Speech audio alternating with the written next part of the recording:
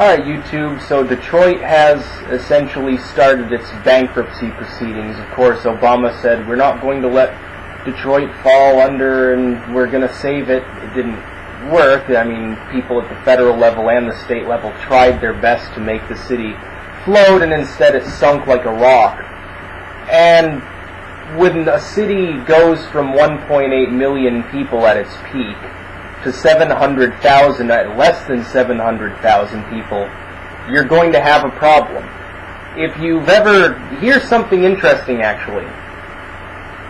If you look at Detroit on Google Maps, or you just Google abandoned Detroit, you'll notice something strange. You see this relatively large downtown inner city, and right next to it are these large suburban neighborhoods, or they used to be suburban neighborhoods, where there's not really that much there. Most of the homes have either fallen down and they're dilapidated, or they're in the process of falling down, or they've already been bulldozed, because so many people moved out. Nobody wants to live in that inner city area. The people that live there largely are either unable to move anywhere, they don't have anywhere else to go, and they're on welfare or on a minimum wage job, because those are the only people that would have a job that would live there, I would assume. If they had any means, they would move away from the inner city. Or they're criminals. And let's not mince words here, most of the people living in these neighborhoods are involved with criminal activity of some sort or another. Either they're members of gangs or they're, using some sort of drugs. Inner city Detroit is not a very nice place to be. And you'll notice, if you look at parts of Detroit, you'll see these huge warehouses, these huge former factories, entire skyscrapers that are completely abandoned. Entire skyscrapers that are sitting there with broken windows and boarded up, essentially. Detroit has fallen into ruin. Most of the city has. Outside of that the suburbs surrounding the downtown, outside of that, it's relatively nice. You look at the suburbs there and it's still, green lawns and fairly nice houses. It may be low rent, but it's not complete shit. You look at anything within about a 50-block radius of the downtown, and it's falling apart completely. And Detroit's problems, a lot of people say, well, the problem is the manufacturing sector left Detroit. The automakers sort of moved away, and so the city collapsed. They're overlooking other issues that other people don't seem to either want to or able to discuss. The first issue would be, why was Detroit... Let's think reasonably. Why was Detroit put where it is?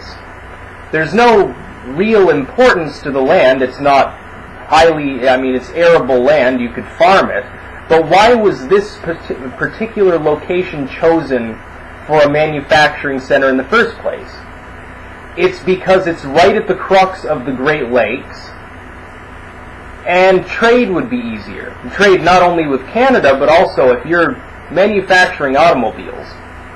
It takes less time and energy and money to ship it through the Great Lakes on a ship all the way to New York or Minnesota and put it on train from there than it does to load it onto train in the first place. And also the railroad moved through that region anyway. It was a strategic trading location. But now that there's no demand for the manufacturing jobs, it wouldn't matter if other businesses moved in there. The primary reason that spot was chosen was due to its ability right on the shores of the Great Lakes to supply a large region of the United States and Canada with goods that could be basically ported over water. There's another problem. Google the Detroit City... go on YouTube and search Detroit City Council sometime. Their city council is run by raving lunatics. There's this one woman who goes there and she's wearing a tiara the entire time, which should give you an idea about her mental capabilities. There's another one who constantly yells and starts fights. There seems to be, overall, maybe one or two people on the whole council that actually make any sense. The rest of them are just screaming lunatics. With this kind of leadership, you couldn't assume that the city would actually be in any state of repair, even if the manufacturing jobs hadn't moved away. There's another problem. if you have a city with structures and infrastructures built for almost 2 million people, and the population shrinks to 700,000 or so, high 600,000s, you would have to tax those people several times more money to keep up that same infrastructure. So naturally you're going to have degraded roads, a lot of abandoned properties that the city is not able to pay to actually bulldoze. Properties are being abandoned faster than they can be torn down. Another problem, you've got urban decay. It wouldn't be a problem if they were able to bulldoze all of these structures. People have said, well, let's turn these largely abandoned areas into forest. That's a great idea. Where are you going to get the money to bulldoze 1,000 homes? Or these giant manufacturing structures, or these skyscrapers? How are you going to tear them down and cart off all the waste? They can't pay. They don't have enough money to do it. And the ineptitude of their leadership is just making efforts worse. They've said that, they tried to start, for instance, urban agriculture there. They said, well, let's turn this land into farmland. Well, that's even better. You could go around the houses and just have the field, just leave them there to rot and just have the fields run around the homes. That seems like a great idea. Unfortunately, there are two problems. Number one, the crime level is so high and the police force so thinly stretched over this large abandoned area that crime just hits your pumpkin patch and people just take them and throw them on the concrete anyway.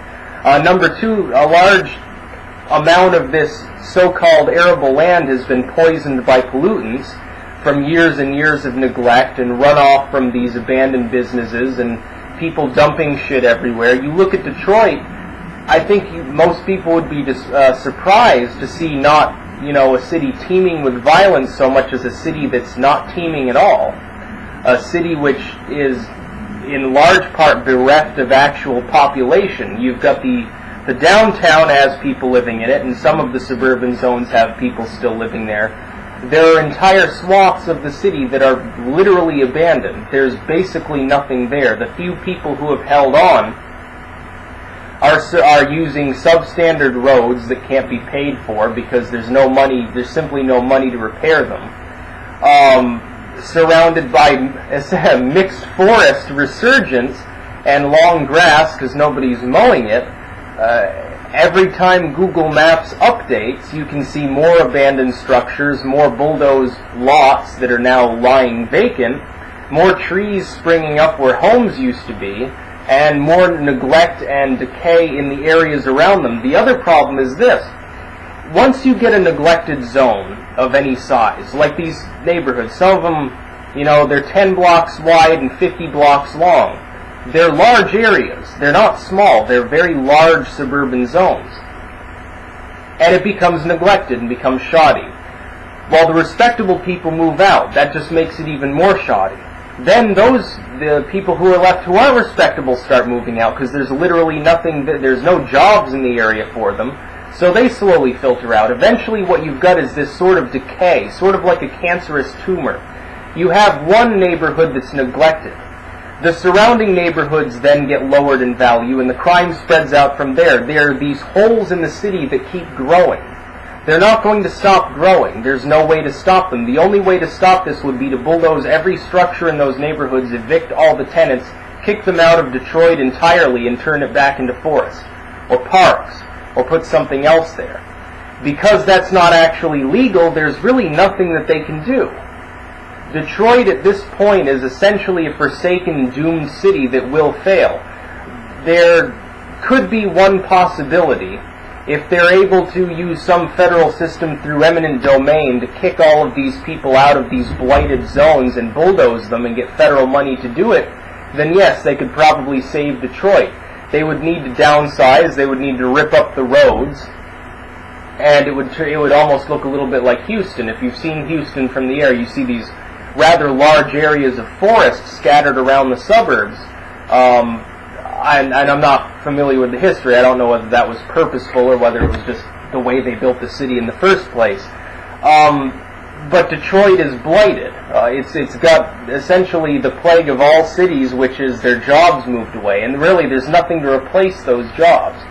What's going to move in there? There's too much crime and too little infrastructure for anything to really succeed there. it would take literally tens or hundreds of billions of dollars to save Detroit, to actually remove the blighted zones and actually get new businesses going in there. It would take tens or hundreds of billions of dollars. This tiny amount that they're talking about giving Detroit in the first place, oh, we'll rescue Detroit, here's a couple $2 billion. That doesn't do anything.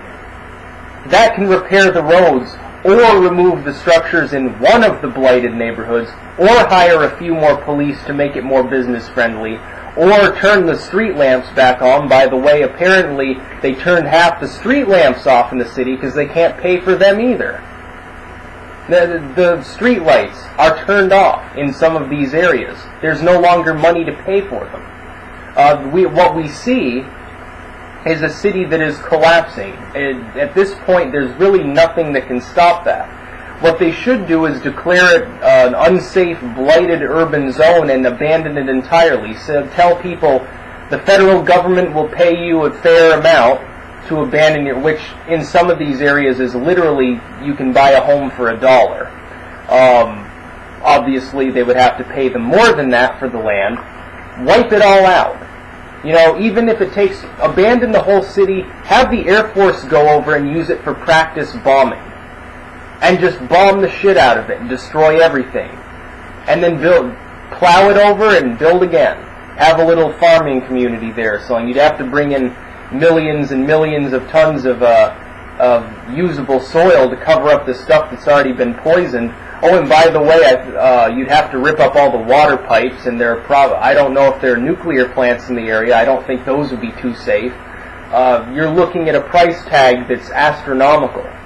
You're looking at a price tag that might be in excess of what was used to bail out the auto manufacturers in the first place that were supposedly going to save Detroit but didn't. It's a lost cause.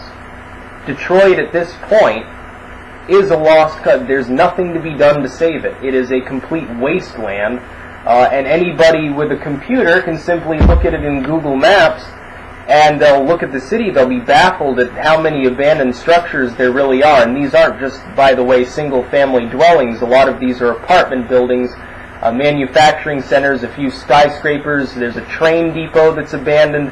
There are freight yards that are abandoned. There are abandoned junkyards, literally mountains of junk out there. That's what Detroit is. Detroit really lives up to its reputation as a miserable place to live. I'm surprised there are actually a few cities in America that have a higher crime rate. Not many, but there are actually a few. Can you imagine how bad those places are when Detroit's not number one on that list? A sad situation, but there's really no remedy for it. The other option would be simply disincorporate it, disavow its existence, tell the residents, we'll pay you to leave. Anyone who doesn't leave, you are on your own. There's no police, no fire department, no road crews. You fend for yourself. Let them in fact, that would be an interesting idea. Let criminals move to Detroit. Wall it off. Have all the criminals move there and say, you can either, restart your life outside and not be a criminal, or you can go to Detroit and do whatever the hell you want within these walls. Literally anything that you want. Only you're probably going to get killed trying to do it. And there's actually some people sarcastically suggesting that. I'm not actually suggesting that, by the way. I'm saying they should pay people to move out and try to do something useful with it. Practice bombing for the Air Force, plow it over and then farm it, raise a forest there. Maybe they could here's an idea, irrigate it, grow a forest, and then use it for lumber. You'd be making more money than having Detroit standing there the way it is now. And of course, you could probably strip some of those old buildings for building materials and move them elsewhere where people are building things.